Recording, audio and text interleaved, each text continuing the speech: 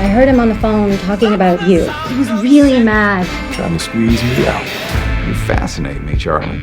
You're the only one in the room who doesn't know you're black.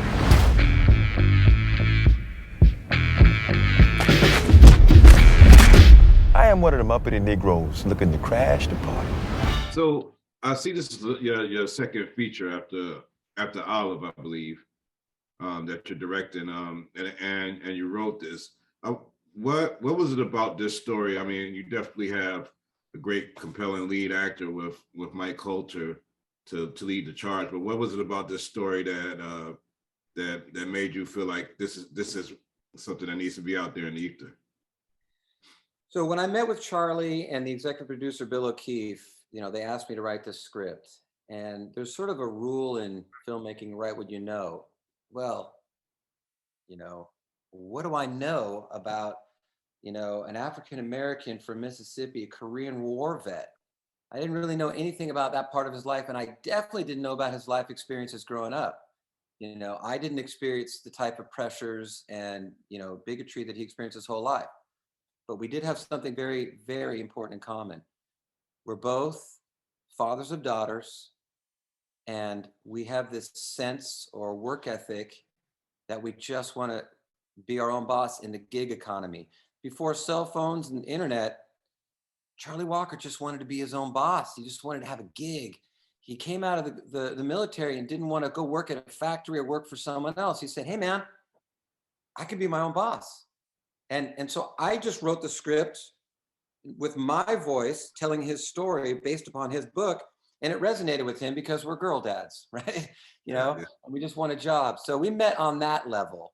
Now, when it came to the pressures of him that were unique to his story, I relied on him. We met days and days and hours. We'd go into the city and sit in his car for 3 hours and talk. We had to get out of the car and walk around the block just to, stretch our legs. So he taught me a lot.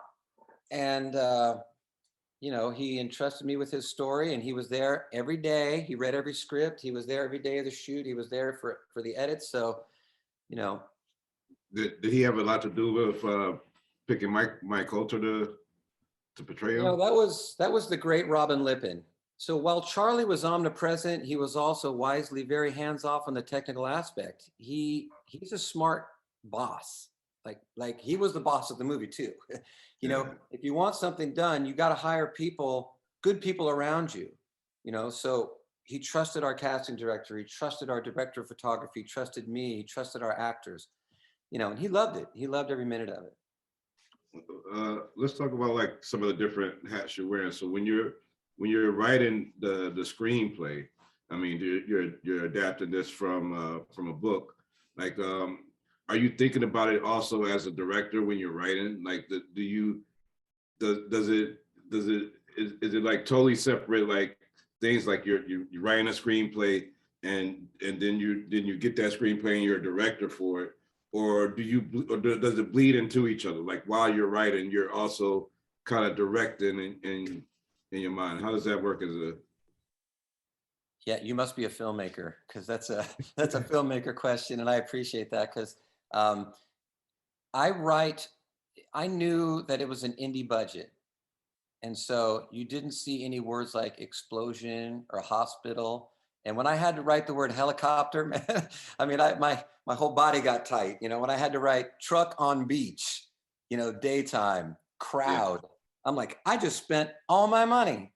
Yeah. So yes, I was very cognizant knowing that I was writing to a particular budget while keeping, faithfully true to the story. But we were very fortunate and creative. We found the only private beach in California that you could shoot on. The helicopter never took off. I hate to spoil it for you, but there's a helicopter scene and it's POVs from a helicopter shoot, but our DP had this funny trick where he took an electric drill and he stuck it with an imbalanced weight on the base of a low hat, and they'd pull the drill and it would go like this. I mean, they're, indie film tricks. I mean, I can see that, that wooden camera mount behind you, your camera rig, your shoulder rig, we use cameras just like that, smaller cameras to get into small places. So to answer your question, yeah, we wrote to the budget. how's the landscape of streaming platforms? What has that done for creatives that have scripts that would have been measured, the viability on box office, returns? And, some of these stories might not have made it because it's not going to do what a Top Gun would do or whatever. But now that the streaming platforms need content, they're taking unique content and unique stories as features. How does that change the game for a screenwriter now today, as opposed to 10 years ago when they just relied on box office? Yeah, another great question. So when my work is done, when I deliver the film, I'm sort of helpless, right? I have all this, things I want to do, and then the moment it's done, I'm helpless. And then you find a partner like Shout Studios, and again, it's like the movie is almost like getting started all over. It's like a rebirth, and they are so, adept, competent, and helpful, and smart, and they get it. They know that this is not a story that Hollywood would ever tell. No big studio is going to tell Charlie's Little Story about an African-American trucker in San Francisco. They just, there's not enough spaceships and explosions for it, I guess. I don't know. But we love the story. We think it's universal. We think everybody gets something out of it. And we think we can all learn from it in 2022, that this happened 50 years ago. And in 2022, we're still talking about some of the same silliness. Yeah. So you got to partner with people. I partner with Charlie. Charlie, partners with Bill, and we all partner with Shout Studios. And now we're partnering with you. I mean, you're a big piece of this. You're someone who will disseminate this to the world, and give your stamp on it, good or bad, and tell people if it's worth their time. So, we're all a part of this great puzzle you just explained. This is 2022 filmmaking. Yeah, it ain't a blockbuster. How did you, Patrick? How did you start? I mean, what inspired you to get into filmmaking? I see that you also worked in the camera department as a camera operator, but where was the spark that led you to believe that this is something that I could do for a career and not be starving or whatever, and I could pay my bills and make it? Where did that start for you as a career path? Yeah, I've always been a musician. I've always been in bands. I played music, and I started making little videos for my band. This is like pre-internet, pre-Facebook, just making videos, like skate videos, skateboarders and things like that. And I always enjoyed it. And the moment your passion or hobby can turn into a vocation, you kind of hit that moment where they say, if you do something you love for the rest of your life, you'll never work another day. I really enjoyed it, and I just, kept doing it. And then you get more confidence. You say, hey, I'm going to make a short, or I'm going to write something. I'm not just going to shoot someone else's thing. I'm going to shoot my own thing. Yeah. It's sort of an evolution, and then you get opportunities, and your work speaks for itself, and you get bigger opportunities. And that's how I met Charlie. He saw something I did before and felt I could do it for him. I mean, first, I don't know if I missed it on the beginning, but I loved the movie. I loved Michael Coulter's performance, and I like when you can have something that still feels like a period piece, but still is relevant today. So congratulations, and you did great work as a director and a writer. My last question. How do you deal with writer's block when you're in the middle of that screenplay? And I know that you do have, a source material and the source of Charlie there, but I'm sure you get into spaces and your second act, about to go to your third act, where it's just like, what do I do right here? How do you usually work that out to get to a solution with your script?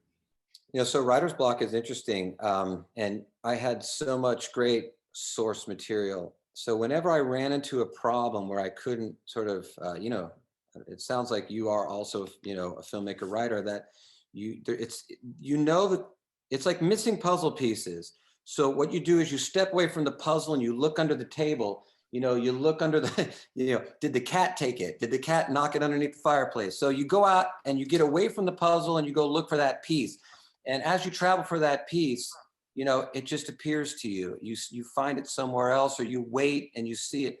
So if I ever got in trouble, I had the greatest out ever.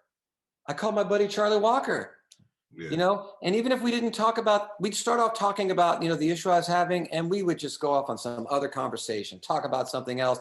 And by the end of it, you know, it would all have sorted out. You know, I can't tell you how great it is to have, you know, your source material as your advocate and your boss. You know, Charlie was my boss. I could call my boss. How about that? I'll say it that way. You know, Yeah. if I ever got into trouble, I would call the boss. He'd come into the room, you know, Yeah. either by phone and say, hey, relax. This is how we did it. This is how we did it in the day, because I wasn't there.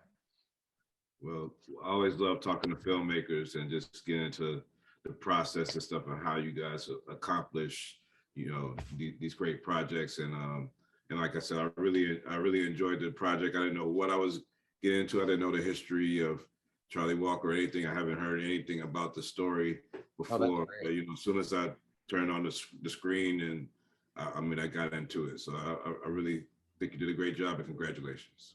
Man, I am grateful. Thank you so much. And I love that your Black Tree interview with Cuba Gooding Jr. I learned so much about the Academy and how you get in, and how Morgan, what was it? Morgan Freeman wasn't even in the Academy. I don't want to get off the sidetrack, but I love your interviews, man. You're out there doing it. Grateful for you. Thank you. Appreciate that. Thank you. Thank Awesome. you, everybody. Thank you so much, Jamal.